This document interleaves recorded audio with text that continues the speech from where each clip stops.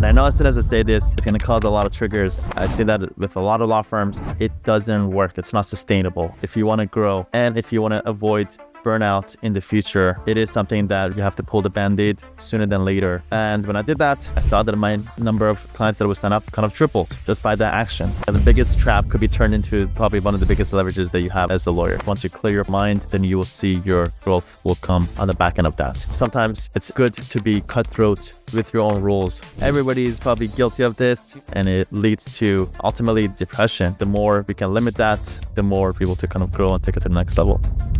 Just have a rule of thumb. If you notice that you're doing something over and over, you shouldn't be. Easily, it was $100,000 a month that was saving me, just one tool. Definitely is very valuable to know how it works. More valuable than a lot of other things that a lot of lawyers know. Everything that we're going to be sharing with you is universal. So every single one of these I've been through. I made these mistakes, and I've heard hundreds of lawyers who have joined our program make the same mistakes. So let's start off with the first one, Neil. Very common one that I hear all the time from people who join our program is signing up clients yourself. That I see as a big, not just a time waster, but actually you're not being efficient and you're losing out on a lot of value if you're still signing up clients yourself. And I know as soon as I say this, it's going to cause a lot of triggers and people are like, what are you talking about? And then maybe for some people, but not for me because I do this type of law. Maybe not for you because maybe not for me because of this reason, all these different reasons, but I've heard it all. I've seen it all. And the gist of it is if you want to grow and if you want to avoid burnout in the future, it is something that really you have to pull the band-aid sooner than later and really optimize your time by not being the person who signs up the clients for your law firm. Doesn't matter what stage you're at. Obviously, in the first couple of years that you start your law firm, you have to go through the motions. You have to understand your clients. Sure. But after the first couple of years, after first year or two, I would say we need to look for other ways, which I'll be sharing with you how to do that. But let's talk about the why, Neil, right? Why do we not want to sign up clients yourself? Well, let me share with you a story. When I started out, I was setting up clients myself. And I realized that my time wasn't being leveraged because while I was on a phone call or on Zoom with my prospects, I was getting 2 or 3 emails coming in during that time at the same time. And I was getting other calls that I wasn't able to handle. And it took me some time to realize, I'm like, wait a minute, every time that I'm taking on a call, I'm missing out on 2 or 3 other opportunities. And it was also at the same time that I learned about scalable, and I realized my time is not being scaled right now. It's a one-to-one interaction, one input for one output, 1 hour of my time for one client. What if instead I could relay this communication via email so I could answer 3-4 people within 5-10 minutes and be able to set up a lot higher quantity of clients? So I changed my direction. I basically removed my phone number off my website, which at the time was pretty scary. And I directed people through my funnels and through email for me to sign up clients. And when I did that, I saw that my number of clients that would sign up tripled just by that action. And then at that time, also started looking into how can I create funnels so I could get bookings for my virtual intakers. And when I did that, and I'll be sharing with you what I do now, that's when my time was really scaled and I was able to grow from there. Yeah, and I also think, Sam, as attorneys, there is an ethical issue here as well. Because I think, like, for me personally, I've found that I'm good at sales. And that's how come my practice was successful to start with in the beginning. But there is a tendency on attorneys' parts, particularly in these initial consultations, to be trying to solve the client's problem in the consultation as a demonstration of our ability to further the relationship and maybe land that prospect as a client. You have to be careful there because you want to avoid giving legal advice until you crossed all your T's and dotted all your I's and had that retainer agreement in hand. So the idea that it has to be a lawyer who does that initial consultation because you're going to have to address legal questions, that's looking at it from the wrong end of the spectrum because you don't want to be giving the solution. You can talk about how you might be able to fix a problem or how you might be able to address the problem, but you don't want to be talking about fact-specific answers to questions that are broader than they should be, given that there's no retainer agreement in place. So that's why if you have an intake specialist who can handle and address and funnel those prospects to the point of getting them under a retainer agreement, then you can devote your time to handling their legal issues. or somebody on your staff can. So it's a way of also ensuring that you don't cross over that line during the initial consultations if you turn that over to somebody else. Totally. So let's talk about what would be the ideal way to go about it, or how do we do it? So it comes down to these four words: 100% dedicated virtual intakers. 100% dedicated virtual intakers, not 70%, not 30%, 100% dedicated virtual intakers. That means you cannot just use somebody on your team who happens to be one of the best people on your team, or your legal secretary, to come set up clients for you. You've seen that. I've seen that with a lot of law firms. It doesn't work. It's not sustainable. They're busy with other stuff. They don't have time to be able to follow up. So you need to make sure that that person, whoever's in charge of setting up clients, is 100% dedicated.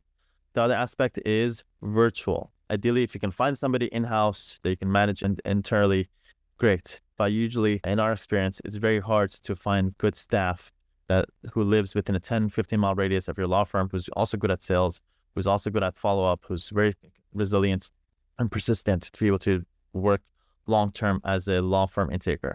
So we look to hiring people from overseas who are trained in sales, who are good at qualifying our leads, qualifying our prospects, to make sure that we can help them. And then once we qualify them, then we send them up. And then that's when the lawyer can come in, provide advice on all that stuff. So that's how we think about it. The intakers qualify our leads. That's their entire job. And then once we send them up, once they're your clients, then yes, at that point, then the lawyer could come in with the strategy and everything else on the back end. And you do have to have systems in place. You can't just turn somebody loose and say, okay, you're responsible for signing up prospects that come through the door. You need to have systems in place and tools. And so, for instance, in my situation, I use Clio Grow to manage our prospective clients. It integrates nicely with Clio Manage.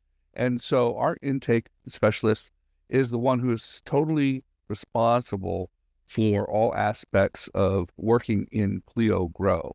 So there's lots of automation that's available in that platform, and it makes things really efficient on their end, and provides traceability and accountability all along the way. And as I said, it integrates nicely with Clio Manage. So you have to have the tools and the processes in place as well. Yeah. And the way that I think of what you're sharing about the tools and processes is, I think of it as TGI. TGI stands for tracking, goals, and incentives. So tracking comes down to essentially tracking their key metrics. How many calls are they making on a daily basis, weekly basis? How many clients are they signing up on a daily, weekly, monthly basis? So pretty much all the tracking. We use CallRail to keep track of that, and we use HubSpot to keep track of all that in that realm. Second is goals. Every single intaker has a very clear goal, usually on a monthly basis, how many clients that is expected. And also on the back end, also we look to incentivize our intakers. It's done in a very particular way that is ethical, to be able to incentivize our intakers to set up clients. All this stuff, I'm giving very high level stuff. Obviously, each of these needs to be broken down, show you how our Google Sheets, how we do it, how we will work through the parts. All that stuff has been sorted out, but it does work. And now we have over 80 intakers who work for my law firms. And it's really based on these three principles of tracking, goals, and incentives. Yeah, 80 intakers. I mean, that shows your dedication to the concept of having separate dedicated intake specialists. Right. All right. So let's go to, just a call to action. Again, these things sometimes, again, give a warning. Every time I share these, there's always limiting beliefs or doubts or all these thoughts that come to your head. Again, it requires more explanation, more seeing it to believe it, seeing how other members have implemented this. We have people who come and set up these systems for you. So again, if it sounds really fishy, it should. It just requires more work to work through it. And number two is answering emails or having your email inbox open throughout the day. Emails is the biggest time trap for lawyers, bar none. If you agree, say aye. Aye. So I realized this because I was in an email trap myself. If anything, I was in the biggest email trap because I made, as I shared in my last story, I directed people through my emails. Well, now that directed all my time towards answering people's emails all day long. It was fruitful because I realized the more emails I could answer, the more money I could make. So I was making a good amount of money, but I realized this is not sustainable. So I basically started looking into programs or things that could get me out of my email inbox. I learned about time blocking, when it came to your email box. I learned about limiting your sessions. And then my breakthrough came through utilizing this tool called Mixmax, which is a Gmail plugin that allows you to create templates and sequences out of your emails inside your Gmail inbox. And I created these templates and sequences that I was able to delegate to my VAs to be able to answer emails for me. That's how I do it now. Dedicated, blocked off time. I don't have my email box open throughout the day. If anything, probably answer my emails. Maybe I check my email maybe once or twice a day at most. Sometimes I skip some days. And then about 95 to 98% of my emails are now answered by our intakers who know exactly how to respond to our prospects, our clients, through Mixmax templates and sequences. Yeah, this was a very tough one for me because I grew up with email in a professional environment. I mean, I remember, I'm so old, I remember when we didn't have email. So I had email pretty much all my professional life. And when you couple that with your personal email, which a lot of attorneys do, they have the same account that they're doing personal email in and professional email in.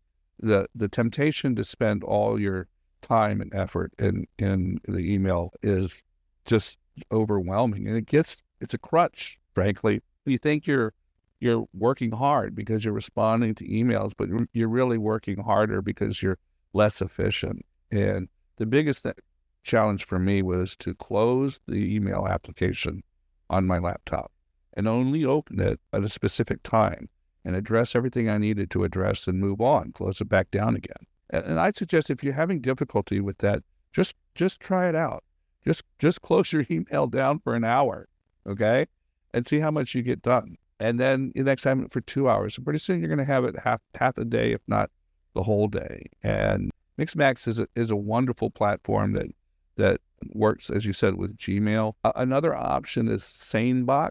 I've had a lot of experience with clients who have been using SaneBox in a very similar way to help manage their email system. So whatever you can do to spend less time in that app responding to emails, the better you're going to be. Yeah, I think the first step for anybody who's trying to get a handle on their email box, as we mentioned, is time blocking when you answer emails.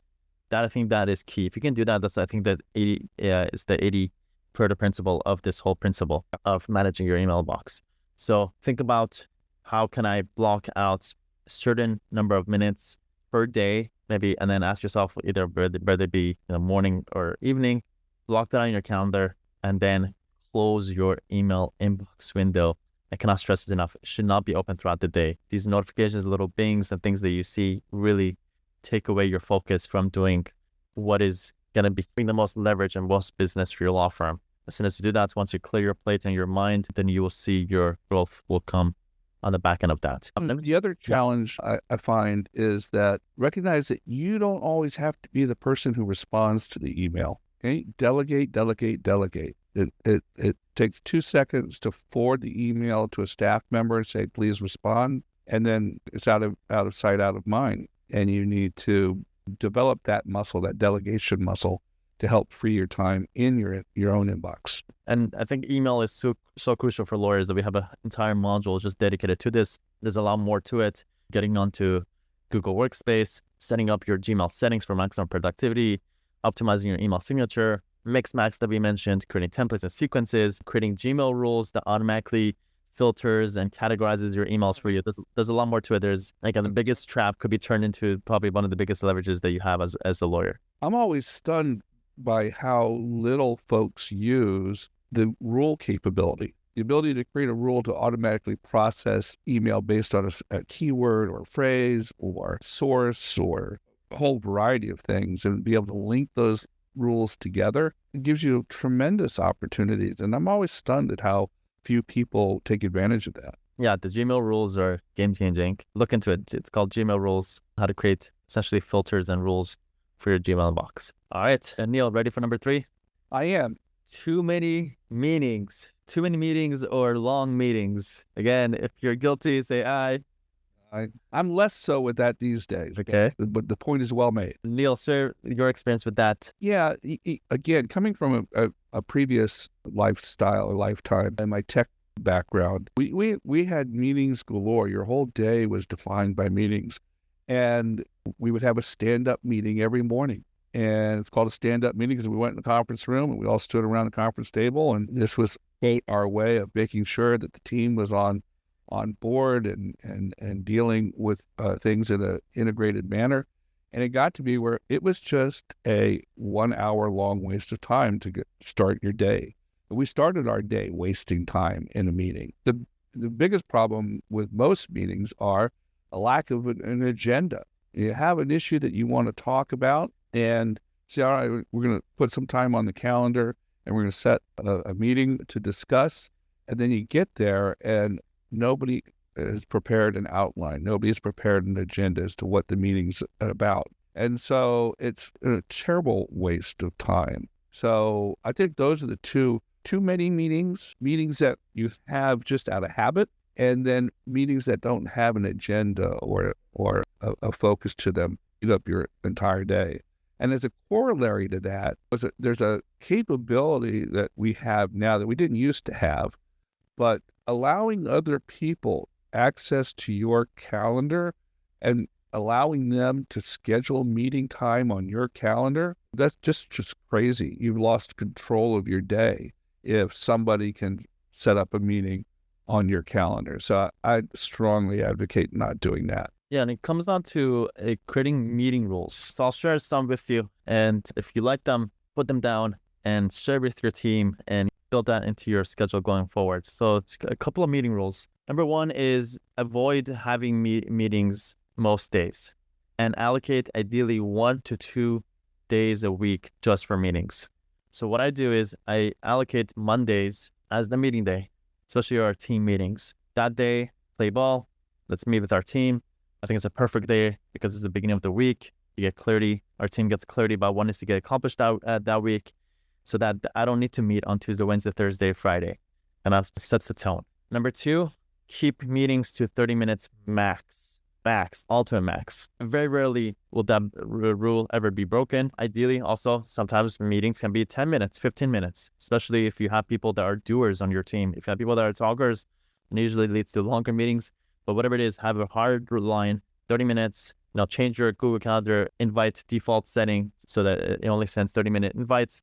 Make sure to express that in the beginning of the call. Hey, just letting this meeting will be 30 minutes. So let's try to get this through this. Try to limit the length. And number three is don't be afraid to say no more often. I can't stress how many times I get requested to have meetings, whether it be via Facebook or Instagram or emails or texts or friends or whoever. Hey, Sam, can I do this? Can I meet with you? I just straight up have a rule policy. Sorry, I would love to. Obviously, I would love to, but I'm not taking on meetings at this point. If there's anything you want to talk about, feel free to send me a text or an audio message. Let me see if I can answer your question for you. I do that. Usually 70-80% of the stuff can be sorted out then. A lot of times they also avoid those people that are like wasting my time. So it filters that out. And sometimes it's good to be cutthroat with your own rules. If not, other people will make rules for you. Yeah, I would add one other rule that I learned a long time ago is to make sure that every meeting has a leader identified. You oftentimes get into meetings and somebody called for the meeting and they have a group of folks that are attending it, but nobody seems to be in charge and it just seems to wander all over the place and you just wasted everybody's time. Always have who's in charge of this meeting and always have an agenda. I don't care if it's 3 bullet points. Send that 3 bullet point agenda out before the meeting, and the person who sends it out is in charge of making sure that meeting gets addressed in an efficient way. And as you said, it takes no longer than 30 minutes. I have a hard and fast rule. I have no meetings on Mondays and Fridays. None. In part because of my lifestyle choices. I want to be able to stay at the beach over the weekend, right? Work from the beach if I want to. I don't want to have any meetings on Mondays or Fridays. I agree. Fridays. For me, my happiest days are days that I'm having no meetings at all. Just I could, right. It's so conscious. I'm so happy today. And I'm sure Neil attested to that too. And I'm sure you attested to that too. If you just do that more frequently, your happiness level will go up. That's for sure. All right, Neil, let's go to number 4. Number 4, everybody is probably guilty of this. Yeah. Is social media overusage. Social media overusage. If that's you, say I. There you go. I. And I tell myself I need to take a 10-minute break because you don't want to work round the clock. So every hour I want to take a 10-minute break. And invariably in the past, that 10 minutes would be consumed by checking on the social media accounts, both business and personal. The next thing I looked up, half hours. It can happen all the time unless you show some discipline. Totally. And I think we're not disciplined enough to just have discipline. So I think we have to create those barriers so that we don't fall into the trap. For me, I think the biggest trap that I've seen is TikTok and Instagram, especially if you find yourself being a consumer versus being a producer. And it's something that I have this mindset in my head is, am I being a consumer right now or a producer? If I have the social media, I have to be a producer. If not, if I find myself spending most of my time as a consumer, then I try to avoid it. I delete the app from my phone and I try to find other ways to leverage the social media, which I'll talk about shortly. But I think social media does destroy our focus and it leads to ultimately depression and lack of focus ultimately. So the more we can limit that, the more people to grow and take it to the next level. And there's plenty of time outside of work to go down that social media rabbit hole all you want. Neil, is there are there any benefits to being on social media that you see? Well, I think you said it really succinctly. If you're a producer, if you're talking about going on to the channel to look at what you are producing. So for instance, we do a lot of social media marketing. We do a lot of social media content generation. And so I will go spend some time looking at how those posts are doing, looking at what comments they may be generating, looking to see whether or not they are forwarding our objectives as a firm. I'm not looking at it to be entertained. I'm not looking at it to be, as you said, a consumer. And I think that is the key distinction. If you're consuming, you're not producing. So I think that's the key point. And I think it's always important to also find the leverages in this social media. I'm a studier of social media because I'm intensely looking at all the ads to understand how's this ad run, how are they hooking me in, what are they saying in the ad, what are the visuals, so I could take that, study it, and actually apply it to run ads for our own law firms. And that's proven to be fruitful. Sure. Created pages of swipe files throughout the years, became a social media ad self-quoted guru from having focus on those things versus falling for the traps of the organic stuff. I'm going to tell you also that if you're going to spend some time in social media, the most empowering aspect of it is blocking folks and hiding stuff. So you're in control of that feed. So if you just are judicious in there's something in your feed that's wasting your time, get rid of it. Get rid of it. It's your feed. And the more you do that, I think the more efficient your time spent on that platform will be. I love that, Neil. And I'm a huge believer of that is unfriending, blocking, unfollowing, unsubscribing. I think I do that on a daily basis across all channels because I'm constantly fine-tuning where am I spending my attention on. If something triggers me, it's something negative people, things like that, things that I don't want to see, I'm constantly unfollowing and unfriending. Absolutely. All right, let's go to number 5 is not using Zapier for repetitive tasks. Found from people who have joined our program that if you're doing something that's very, very repetitive, these days it could be automated. Just have a rule of thumb. If you notice that you're doing something over and over, you shouldn't be. Usually it's a sign that it could be automated. And the biggest, most popular and effective tool for automating is Zapier. Zapier is just a tool that integrates 2 tools together. Basically, when something happens on one platform, you want that data to be pushed over to another tool. Zapier is the glue to these 2 platforms. And that's how you're able to automate. When this happens, go do this. When this happens, go do this. That's what I've been using for probably over 5 or 6 years, over 200,000 automated tasks a month. And in the last 6 months, I realized how valuable knowing how Zapier works, how it's crucial it's been, how knowing how Zapier works is essentially more valuable than, honestly, a lot of other things that a lot of lawyers know. So yeah, Zapier is the secret sauce. I don't think, Sam, that you are touting or tooting your horn loud enough, okay? Because Sam is just about the unqualified expert in Zapier. I don't know. I don't know of anybody who uses it to the extent that you do and has gotten as much leverage out of that tool as you have. It's a phenomenal tool for creating workflows, for integrating the product of one application or service to another application or service and stitching them together in workflows that are consistent with how you operate, and take these, as you said, repetitive tasks and automate them to the point where you can have these things being taken care of automatically.